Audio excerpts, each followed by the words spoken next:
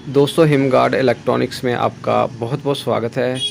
Sir जो हम RO तैयार करते हैं वो क्या क्या कंपोनेंट उसमें यूज़ करते हैं, तो माइक्रो स्विच की वायरिंग कैसे करते हैं, क्या माइक्रो स्विच एलपीएस से पहले लगाते हैं या बाद में लगाते हैं। तो दोस्तों सबसे पहले प्री फिल्टर के अंदर होता है पीपी स्पन, और जितने भी 5 माइक्रोन्स के पार्टिकल्स होते हैं वो प्री फिल्टर द्वारा निकाले जाते हैं।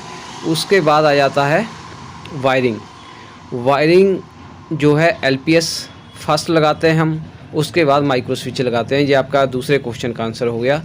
प्री फिल्टर हमेशा आरओ से पहले लगाया जाता है, और प्री फिल्टर की आउटपुट पे सेडिमेंट कार्बन 10 इंच का, ताकि 1 माइक्रोन के जो पार्टिकल्स हैं, डस्ट पार्टिकल्स है, वो रिमूव हो जाएं। और उसके बाद कार्बन फिल्टर पानी में से केमिकल्स, पेस्टिसाइड्स, फर्टिलाइज़र ये सब निकालते हैं। उसके बाद एसवी लगाते हैं 24 वोल्ट का, अच्छी क्वालिटी का, और एसवी की आउटपुट पंप के थ्रू होती हुई टीडीएस कंट्रोलर के साथ यूएफ और दूसरी तरफ आरओ मेम्ब्रेन को जाती है।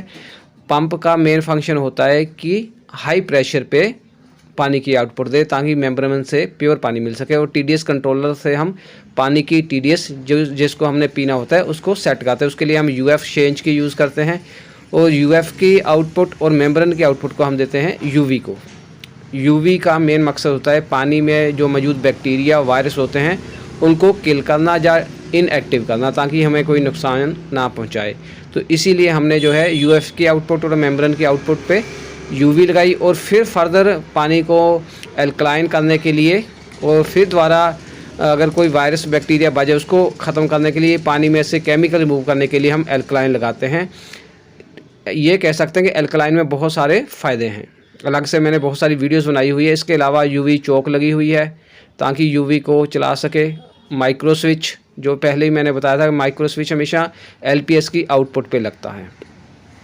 एलपीएस आरओ की सेफ्टी के लिए है, और माइक्रो स्विच जब टैंक भर जाए आरओ का तब उसको ऑन या ऑफ़ करने के लिए यूज़ किया जाता है। वो टैंक की कंडीशन पे डिपेंड करता है। इसके साथ साथ नेक्स्ट क्वेश्चन था कि माइक्रो स्विच की हम वायरिंग कैसे करते हैं। तो दोस्तों उसके लिए हम सबसे पहले 2 थिम्बल, 2 कवर और कुछ टुकड़े या पीसेस वायर के लेंगे। तो अब हमने थिम्बल के अंदर इसको प्लास की मदद से वायर को टाइट करना है अच्छी तरह से, ताकि ये लूज़ ना रहे, नहीं तो आपका माइक्रो स्विच प्रॉब्लम क्रिएट कर सकता है, फंक्शन उसका डिस्टर्ब हो सकता है।